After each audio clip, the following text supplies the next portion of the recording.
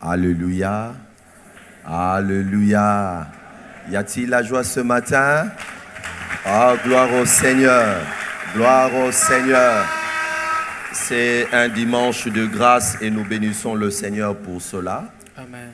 C'est un grand privilège, un grand honneur pour moi d'être là. J'ai toujours dit, c'est quand on voit certaines choses s'accomplir que l'on réalise que Dieu est fidèle, il accomplit toujours ses promesses. Amen. Alléluia. Amen. Et je bénis Dieu ce matin parce qu'il lui permet que je découvre encore de frères et sœurs que le Seigneur m'a donnés. Amen. Alléluia. Amen. C'est pour moi la première fois d'arriver à Mbujimayi et je bénis Dieu pour ce que vous êtes. Je bénis Dieu de savoir que j'ai une famille, j'ai de personnes sur qui je peux compter. Est-ce qu'on peut acclamer le Seigneur pour cela? Amen. Et j'aimerais profiter de cette occasion pour dire grand merci au pasteur Emmanuel.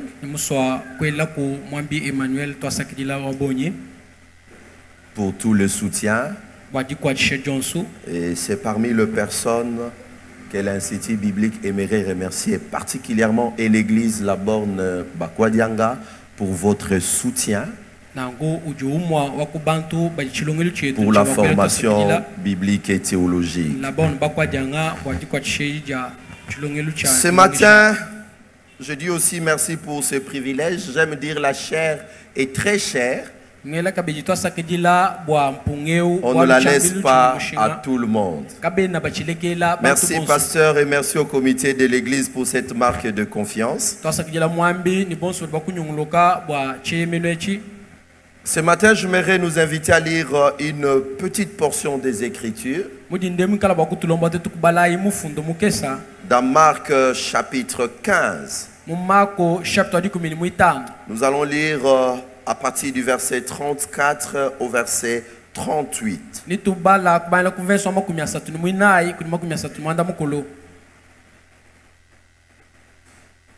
Nous y sommes. Nous lisons alors. Et à la 9e heure, Jésus s'écria d'une voix forte, Eloi, Eloi, lama sabachthani.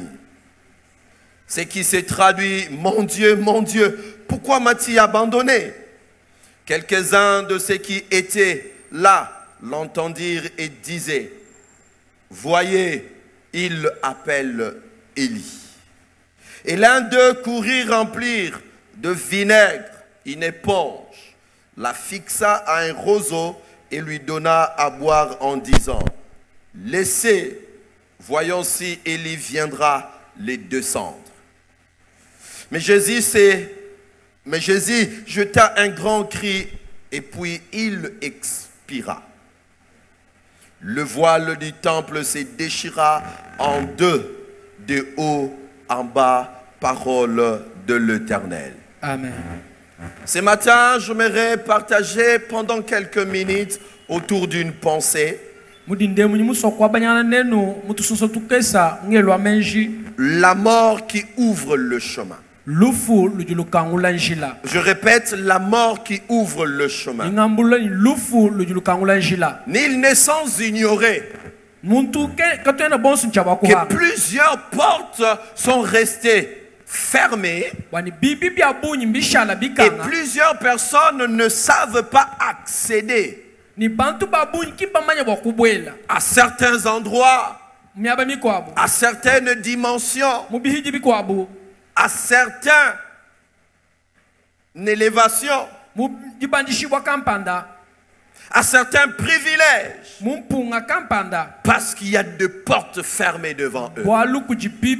Si nous avons pu entrer ce matin ici, c'est parce que les portes sont ouvertes. Lorsque les portes sont fermées, ou lorsqu'une porte est fermée, malgré sa bonne volonté, malgré sa vision, malgré sa bonne disposition de cœur, il sera impossible d'accéder.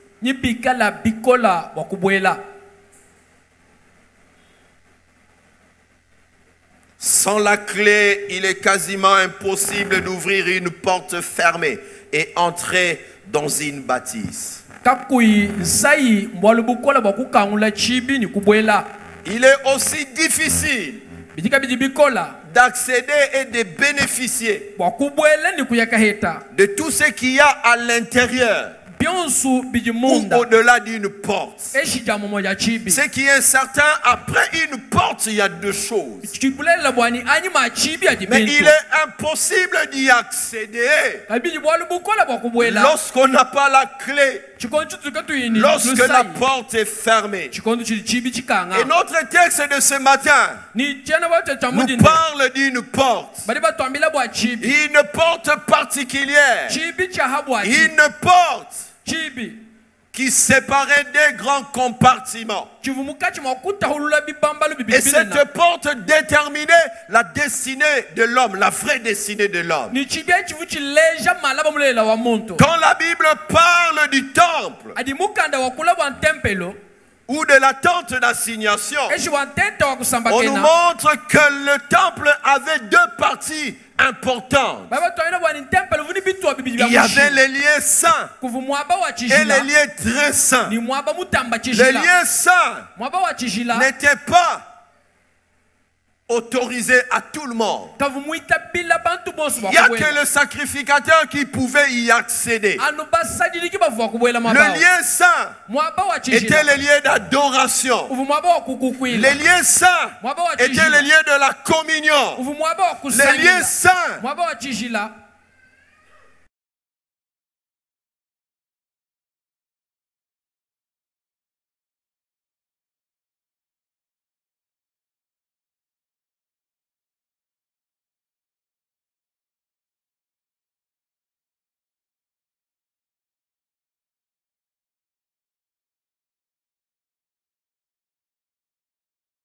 de l'Éternel. Il y avait la présence de Dieu. Et là aussi, l'homme ne pouvait pas y accéder. Même le sacrificateur n'avait pas la possibilité d'y aller. Seul un homme y accédait et une seule fois là. Il s'agit du souverain sacrificateur. Là, il y avait la présence de Dieu. Là, il y avait le Créateur. Là, il y avait celui qui a le contrôle de toutes choses. Mais pour que l'homme soit en alliance, pour que l'homme parle à ses dieux, pour que l'homme soit en contact, il fallait utiliser un intermédiaire. Parce que lui-même n'avait pas l'accès. Parce que lui-même ne pouvait pas y aller parler avec Dieu directement. Même le souverain sacrificateur, lorsqu'il devait parler avec Dieu, il devait rester devant la porte et parler à Dieu. Et en ce moment, Dieu pouvait parler. Et il écoutait. Mais j'aime, quand bien même l'homme n'avait pas accès au lieu saint, et moins encore au lieu très saint, mais Dieu avait un projet. Oh, j'aime dire merci à Dieu parce que je ne suis pas né en ces temps-là. Je suis né aujourd'hui et j'ai le privilège que plusieurs n'avaient pas. Je disais donc que entre les deux compartiments, d'abord entre le lieu saint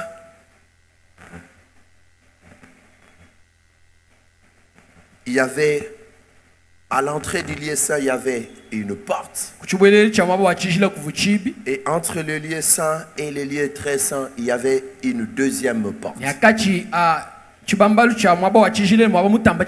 ce n'était pas des portes comme nos portes aujourd'hui, mais c'était des rideaux. Et ces rideaux séparés. Ces rideaux disaient à l'homme, arrête-toi là. Voilà tes limites. Tu ne peux pas aller au-delà. Ces rideaux disaient à l'homme, stop. Tu n'es pas éligible. Tu n'es pas fait pour ça. Stop.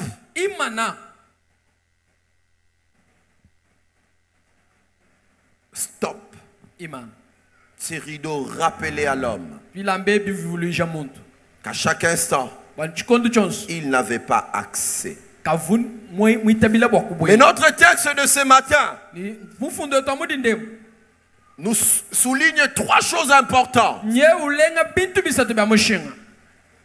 Il s'agit de l'abandon de Jésus, de sa mort et du voile déchiré. Ce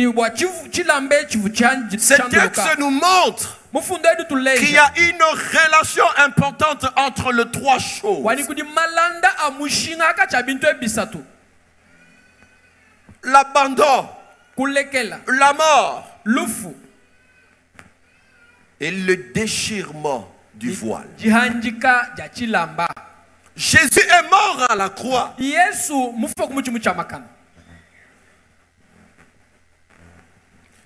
Et il a porté le péché de l'humanité. Il a porté mes péchés. Alors que je n'étais même pas encore né.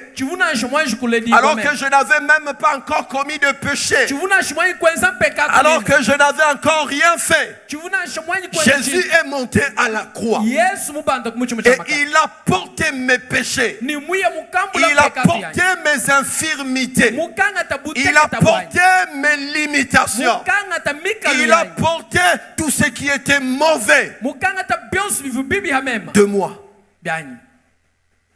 Et il s'est fait péché. Est-ce que quelqu'un me suit ce matin? Il s'est fait péché. Et en devenant péché, pas parce qu'il a péché, pas parce qu'il a commis quelque chose de mauvais, pas parce que lui-même était limité, pas parce qu'il était malade, pas parce qu'il avait une infirmité. Oh, lui c'était l'homme parfait. Mais s'il est devenu péché, c'est parce qu'il a choisi délibérément, volontairement, de te venir en aide.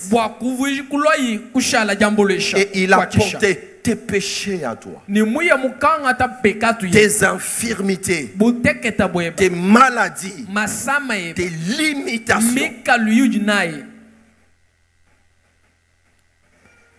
Et quand il le porte, il devient péché. Et la malédiction est tombée sur lui.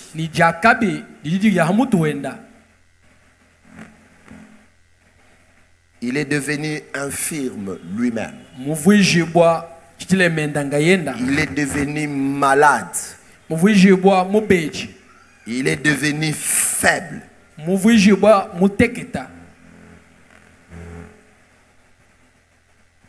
Et c'est en ce moment, parce qu'il est devenu péché, que Dieu l'abandonne.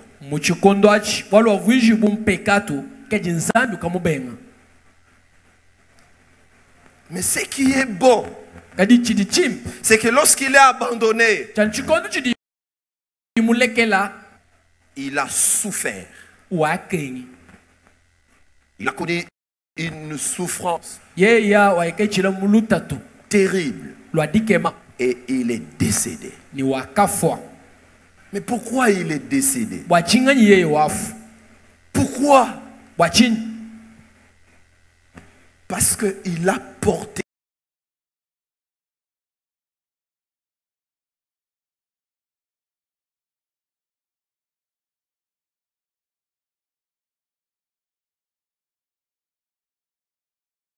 tout ce qui était de négatif. Avec l'abandon, son abandon, Dieu l'abandonne. Dieu t'accueille toi. Et c'est quelqu'un peut dire amen ce matin. Amen. Il est abandonné pour t'accueillir toi. Dieu abandonne celui qui l'aimait tant. Dieu abandonne l'homme parfait. L'homme abandonne celui qui n'avait pas de limites pour t'accueillir toi, pour te dire viens entrer. Je le rejette lui, mais je te dis bienvenue.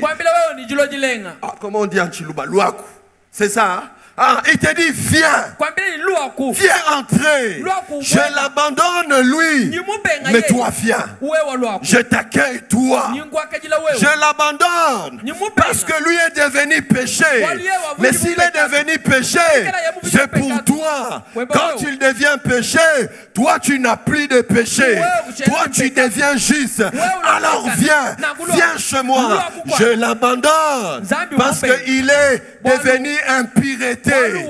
Et parce qu'il est impureté, c'est qu'il a pris ton impureté. Et toi, tu n'as plus rien. Toi, tu n'es plus condamnable. Toi, tu n'es plus à être accusé. Il n'y a plus de charges contre toi. C'est pourquoi il l'abandonne et il te dit viens. C'est pourquoi la Bible montre l'abandon de Jésus déchire le rideau. Quand il est abandonné, le rideau est déchiré. Mais il y a un détail ici. Le détail, c'est que le rideau est déchiré, non pas de bas en haut.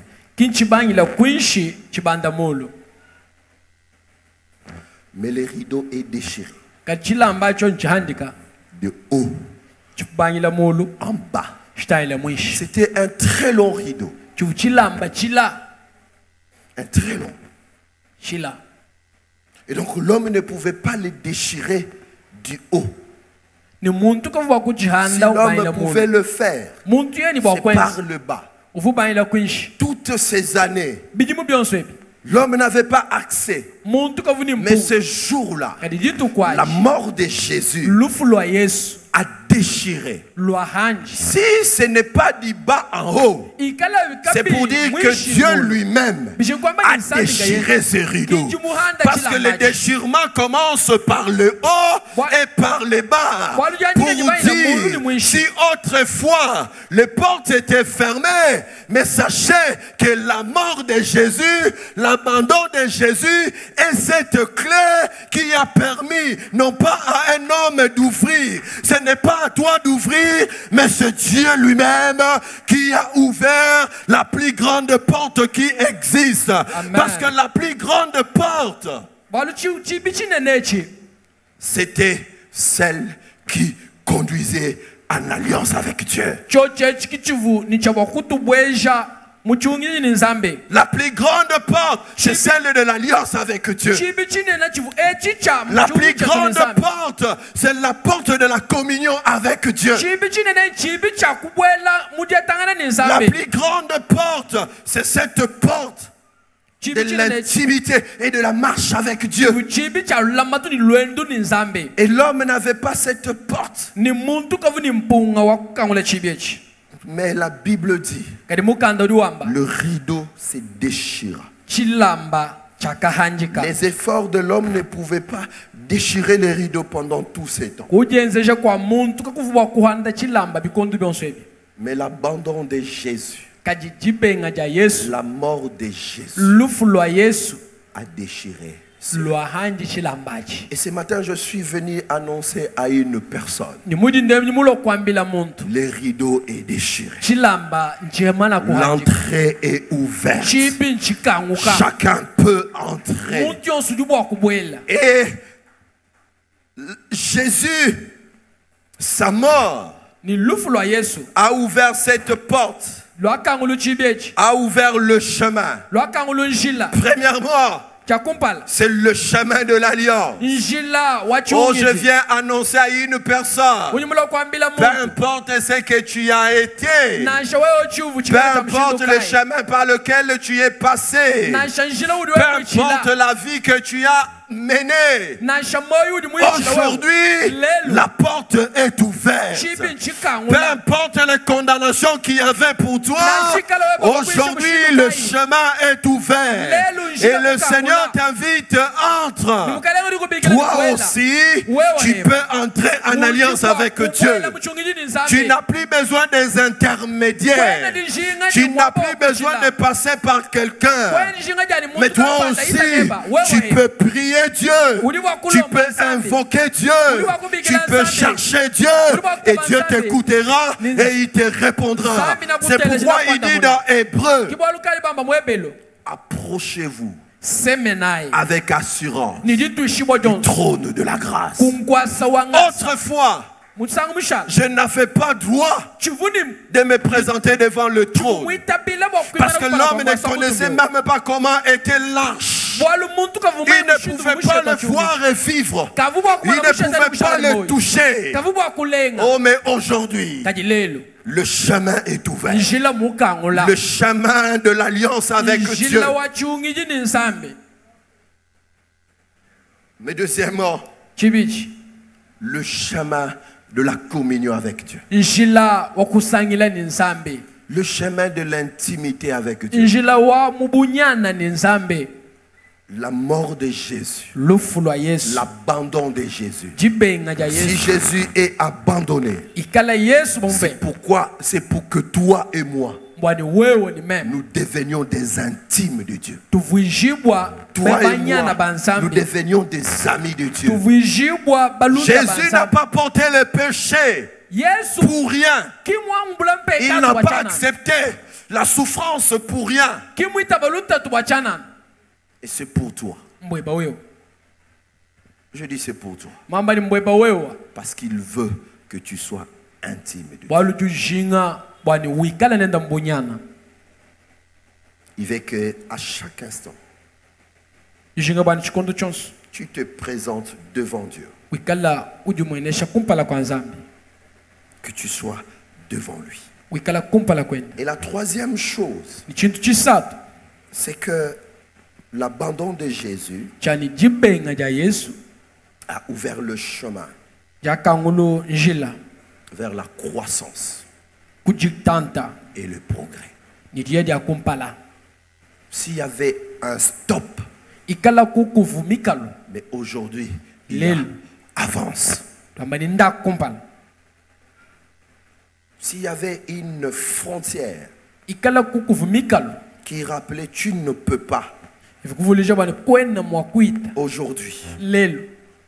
il y a un chemin, il y a une porte qui dit avance. Avance. Et ce matin, je viens dire à une personne,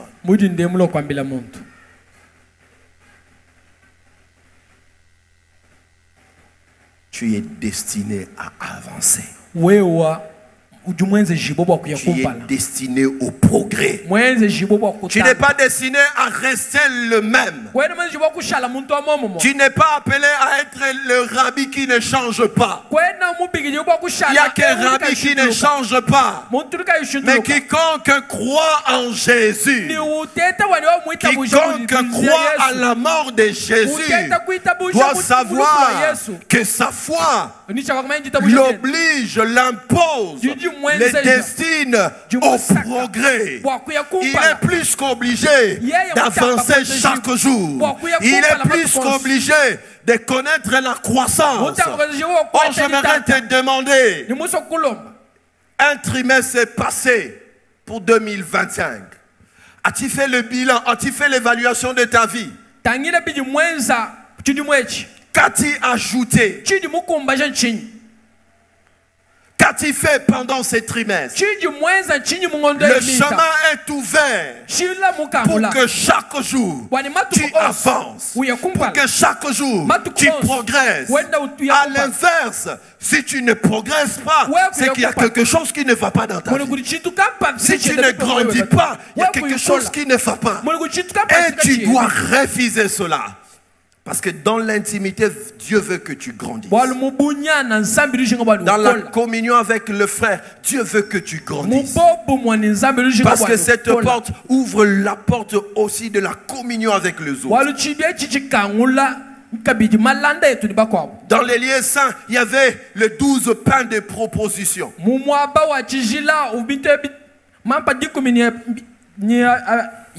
Et chaque pain représentait une tribu d'Israël. Et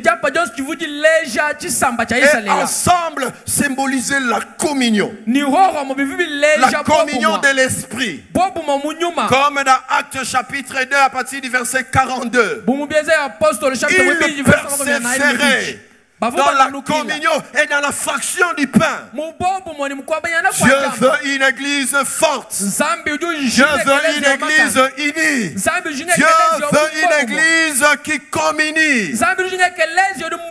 Dieu, merci pour votre pasteur. Oh, je disais waouh. Il a cité plus de 10 personnes, nommément, avec leur date d'anniversaire. Oh, je prie que Dieu vous aide à avoir le même esprit que votre pasteur. Combien de personnes connais-tu ici à l'église? Qui connaît?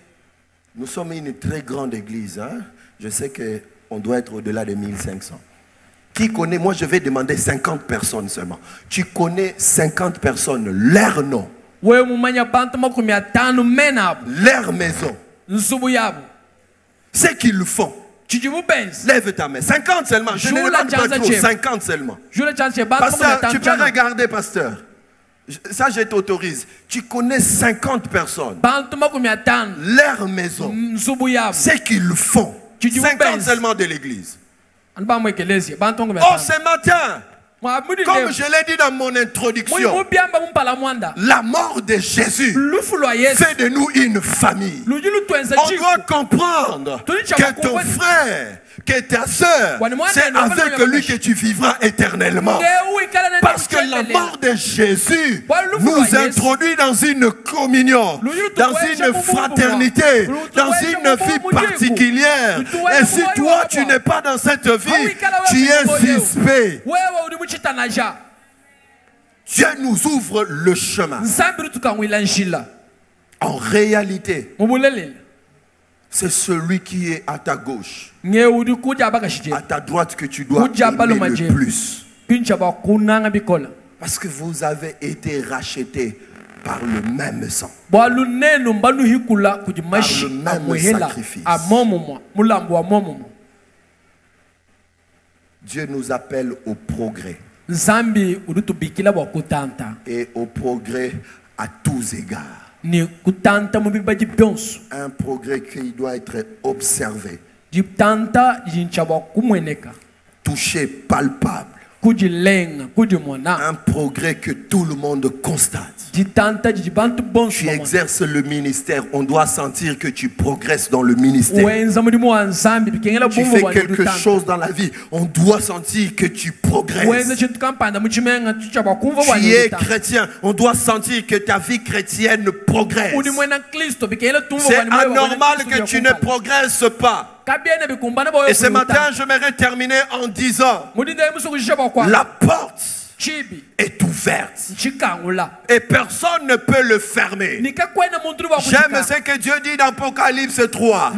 J'ai mis devant toi une porte ouverte que personne ne peut fermer. Et je viens annoncer à une personne: si tu crois dans l'abandon de Jésus, si tu crois à sa mort, sache qu'il y a une porte ouverte devant toi. Il y a un chemin ouvert devant toi et personne, même pas le diable en personne, pas tes tes oncles, par les sorciers de ta famille, par une réalité sociale ou politique, mais je viens dire, celui qui croit en Jésus-Christ, qui croit dans sa mort, il a une porte ouverte, il a un chemin ouvert, et c'est à toi par la foi de t'élever et d'y entrer, avancer et accéder à ce que tu n'avais pas. Je ne sais pas ce matin, qu'est-ce que tu ne savais pas avoir? Dans quoi tu ne savais pas accéder? Je viens t'annoncer ce matin que la porte est ouverte. Lèvons-nous et nous allons prier pendant quelques minutes.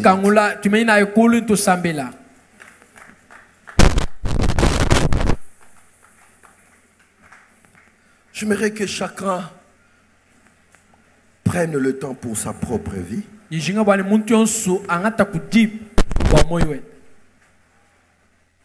j'aimerais que la chorale nous entonne un cantique.